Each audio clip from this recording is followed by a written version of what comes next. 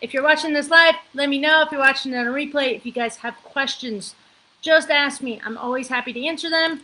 Like I am right now, I'm just jumping on and giving you a live video of the answer. All right, so one of the questions that we've been getting a lot is these kind of screens pop up all the time. And it didn't keep it on this for my workout, so I had to go jump on, so I apologize for if any of the numbers are like, oh my gosh, I just kind of randomly took some strokes. Okay, so basically I'm going to go over what this is and what these numbers mean. If you are a new rower, this can be a lot of information. And I honestly, if you are completely new to rowing, I would almost say, please don't worry about this. This has the potential to really get you stuck in the numbers. I did 3 rows today, and actually my best workout was just now when I put the monitor away and I couldn't even see the numbers. I did about 400 more meters in 30 minutes than I did the other rows that I've done, honestly, in the past week, even the ones today. So sometimes not seeing the numbers can actually help you. If you are a very numbery person, then cool, I'm going to go ahead and explain this because I understand that some people do want to know. But if you're truly a beginner, focusing on these things is going to mean that you're not focusing on your form. You can't focus on 100 things at once. I can't focus on getting this perfect, getting my back at the right angle, making sure I'm putting my arms away. I can't focus on all these things at once. So if you're brand new to rowing, I honestly recommend that you just start by focusing on your form. And then from there, we add in different numbers. So from there, stroke rating is really good and the pacing. The other numbers come as you get more advanced into it, but if you start focusing on this, you're not focusing on your form or other things that are probably going to benefit you more. But I'm going to go over this, what these numbers mean, why you might not want to spend a lot of time on some of these numbers, and why you might want to, depending on you and your situation. So I'm just going to start at the top of the main screen. Which basically at the top, and again, I just jumped on the rower and took a few strokes, which you'll see that in a second. So at the very, very, very top here, you'll see that's my time that I rowed. Next to that is my strokes per minute, which I'll go over in a second. Below that is my pace, and all of these are on the normal rowing machine. You've got heart rate, you've got how many meters you actually rowed, so that 115. And then at the bottom is your average pace per 500 meters. Now over here on the other side is what a lot of people are asking about, some of those numbers. So drag factor and drive time. And before I go into drive time, I'm going to switch into this other screen and start here, and then we're going to go backwards. So over on the top corner, you're going to see stroke count.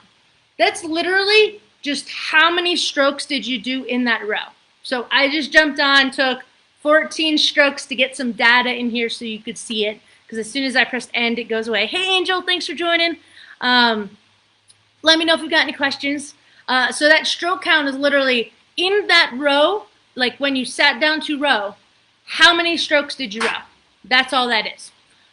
The drive length in the middle and the drive speed and the drive time from the other one all go somewhere over here, all go together. So I'm going to start with drive length.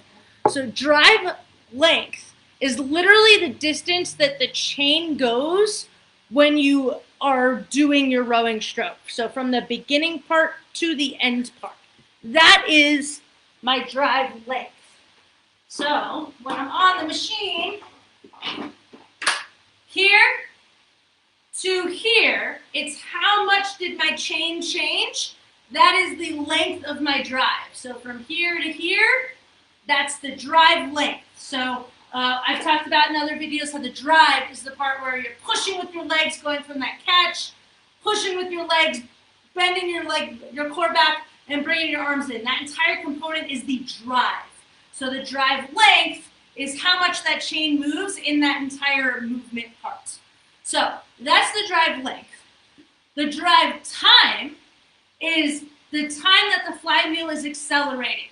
Now, a different way that you could think about it, and I try to make things easy to understand, so if you're super sciencey and want to get hardcore into it, that is awesome. Please do more research. I try to make these things as simple as possible.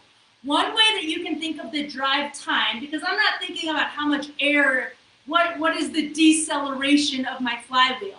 A better way to think of it is if I'm going slow, if I'm not putting a lot of force through my stroke, and I'm just kind of like, let's say I'm doing a 2-hour row, and I'm just like meandering, like, okay, I'm just trying to get through, etc. Versus, let me explode, right? I'm going much faster backwards in that drive now. You can think of that as your drive time, which also goes into your drive speed. So drive speed is the drive length over the drive time.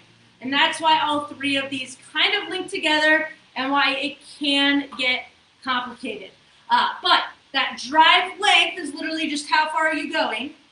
That drive time is the going backwards along with the drive speed. So the drive speed, I stand corrected, the drive speed is more of that power explosion because it's a component of the length in the time. So that speed is like, I'm pushing, I'm going really fast, exploding backwards. It's almost like if I think of like doing a squat and I slowly come up from a squat versus a squat where I'm going to explode upwards into a stand. It's the same concept. That's the drive speed. Am I going up slow or am I going up fast? So if my drive speed is higher, if the drive speed is higher, then I've got more force going through and I'm really propelling myself and pushing through those legs. So that's kind of those drive components. I'll go into the drive length in a second. So the drive length, that chain distance from the front to the end. Now there are tons of posts in groups about comparing drive lengths. I'm going to tell you the reason that paying attention to the drive length, and especially if you're a newbie, I never pay attention to that number. I've rode for 20 years and I never pay attention. And this is why. The drive length is literally that chain moving from the front to that chain moving to the back. Now I'm going to get on the rower and show you. Okay, so we just talked about how that drive length is the chain from here to the chain from here. The only way for me to make that drive length higher is for me to change my form in one way or another. The main ways that people do this are by going farther at the catch, because I've now added the distance from here to there, or they lean farther back to get it higher, or, my favorite, some people do it by bringing the chain higher. Now, the downsides to doing this. One, if I decide to do that, and I'm going to go through every single one of them for you because I want to make sure that you're understanding it. If I'm doing it way back here, I've now lost the efficiency. This is a really difficult position for me to get out of. Like it's like doing a sit-up every single stroke. So I just rode over 500 strokes in my 30 minutes. I don't remember the exact number, but that would be like 500 sit-ups. Heck no, I'm not doing that, especially when I have so much other things to worry about. So, doing it by going farther back, you're also putting extra stress on your back, extra stress likely on the toes to keep you in. You actually can't lean that far back if you're not strapped in. Like, I can't get as far back. I'm going to be relying on my feet more. So, that's one. Two is if you do that at the catch, if you got kind of a belly like me, you're probably sticking your legs out to the side to do this.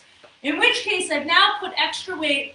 I'm pushing through the side of my feet, which is putting a whole bunch of stress on my hip, my knees, my ankle, side of my leg. I'm adding more likely that I'm going to get injured. I'm going to get a tendonitis, something like that. If I'm not doing that and I'm just rounding, well, now I've put extra strain on my shoulder, my upper back, and my neck. My neck has to stay in this extended position. My shoulders are really reaching forward, which means when I go to take that strokes, I'm actually going to be loading my forearm and my elbow more than initiating that movement from my back of my shoulder muscles, which are going to help me get that connection through to the rest of my body. So those are all the reasons increasing your drive length really isn't going to help you. Now, if you're a person who you're rowing and you're like me, and then you're losing weight, and then you're magically able to get a little bit closer up, that's awesome. But you haven't lost your efficiency. You haven't lost that positioning where you're getting rid of your form to get that extra movement. So the drive length is really a number that doesn't really matter. It's based really on how tall are you and how flexible are you. I'm 5'3", I'm pretty set. I average a stroke length of about 1. I'm 5'3", I'm overweight, I've got a little bit less mobility in my left ankle. I'm compromising something if I try to increase it, so I'm not going to. So that's drive length and my views on that. Feel free to give me your opinions as well. All right, so we've got drive length. We talked about that drive time, the drive speed. Next is average force and peak force. So it just took it from my row right there. Oops, those numbers changed. Okay, so now I'm at 29 strokes. All right, so the average force is the average in my row of how much power, and this is kind of cool, I'll tell you in a second, how much power am I exerting through my legs during that drive. The peak is what's the best I did. So what was the best power I had in a stroke. That's what the peak force is. Now the cool thing about it, and this is one of the numbers I do kind of like, is that it's in pounds. Now, if you're in the US, you might lift in pounds. Some of you might lift in kilograms. I think you can actually change this to kilograms if you want. But I can compare this to squatting and deadlifting and going, oh, wow, okay, so as my squat and my deadlift weight improves, hey, look, my peak and my average are going up. Those are numbers you can relate to weightlifting and things like that.